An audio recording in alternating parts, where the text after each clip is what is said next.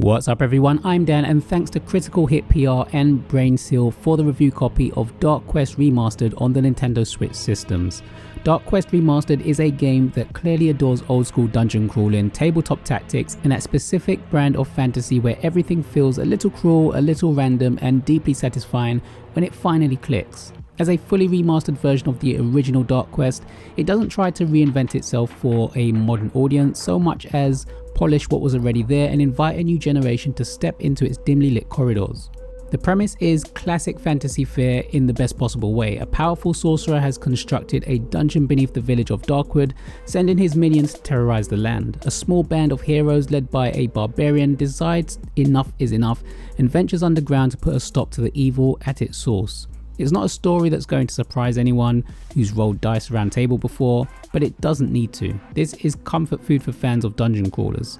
At its core, Dark Quest Remastered is a tactical strategy game that leans heavily into turn-based combat and careful positioning. You control a party of up to 3 characters, the Barbarian, Viking and Wizard, each with their own strengths and abilities, and success depends on how well you understand not just your team, but the enemies standing in your way. Movement, attack ranges and positioning matter a great deal here, and the game gives you the tools to engage with that depth. You can pull up detailed stats for both your characters and enemies, allowing you to see movement numbers and plan your turns with precision rather than guesswork.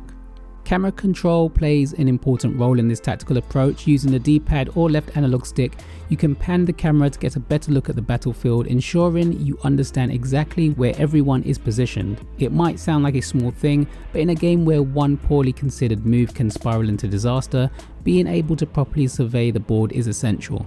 Once you get comfortable with this, the combat starts to feel deliberate and satisfying rather than overwhelming. I'll be honest, I wasn't sure what I'd make of this game from the outset and it didn't gel with me straight away, but once that eureka moment set in, I found myself progressing through the levels and enjoying myself. Between the dungeon runs, the game opens up into a hub-style village where progression really takes shape. Coins collected during your adventures can be spent upgrading characters at the blacksmith, learning new spells from the mage, or stocking up on potions to give yourself an edge in future runs. This loop is simple but effective, providing a strong sense of forward momentum even when the run ends badly. Failure rarely feels pointless because you're almost always coming back with more gold and a clearer understanding of what you need to do to improve. There are 10 levels in total and each one offers a solid challenge. Early on, Dark Quest Remastered can feel punishing, especially if you're not used to this style of tactical play. Enemies hit hard, resources are limited and careless decisions are swiftly punished. However, like I said before, once the systems start to click, the difficulty curve becomes far more enjoyable. There's a genuine sense of satisfaction in mastering the mechanics, learning enemy patterns and finally clearing a level that previously felt impossible. That said, the game isn't without its frustrations. One of the biggest disappointments is the level design. While enemies do change as you progress, adding some variety to encounters, the layouts themselves are very similar. This can make the dungeon feel repetitive, as if you're trudging through the same space over and over again with only minor variations. In a game built around replayability, more visual and structural diversity would have gone a long way toward keeping things fresh. Visually, the remaster leans into a retro aesthetic that suits the game's old school roots. It doesn't aim for flashy modern graphics, instead embracing a stylized, almost board game-like presentation that reinforces its tabletop inspirations. This won't be to everyone's taste, but for fans of classic dungeon crawlers, it feels appropriate and charming rather than dated. One of the most interesting elements is the Skull of Fate mechanic, where the evil sorcerer toys with you through twisted games of chance. This adds an extra layer of unpredictability, echoing the randomness of dice rolls in traditional Dungeons and Dragons sessions.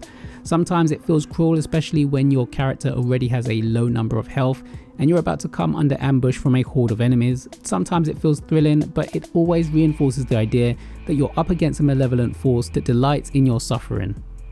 Ultimately, Dark Quest Remastered is a game that knows exactly who it's for. If you love tactical strategy, retro design and that unmistakable old school D&D vibe, there's a lot to enjoy. Its challenging combat and rewarding progression systems make it deeply engaging once you push past the initial learning curve. While the repetitive level design keeps things feeling samey, the strong core mechanics and atmosphere ensure it remains a fun and satisfying dungeon crawler. For players willing to think carefully, plan ahead, and embrace a bit of fantasy cruelty, Dark Quest Remastered is well worth descending into the darkness. Dark Quest Remastered is out now on the Nintendo eShop, priced at $5.89 in the UK and $6.99 in the US. Have you played this one before, maybe the classic game, and what do you think about it? Let me know your thoughts in the comments below. Thanks to you all for watching, hope you enjoyed the review, don't forget to hit that like button, and until next time.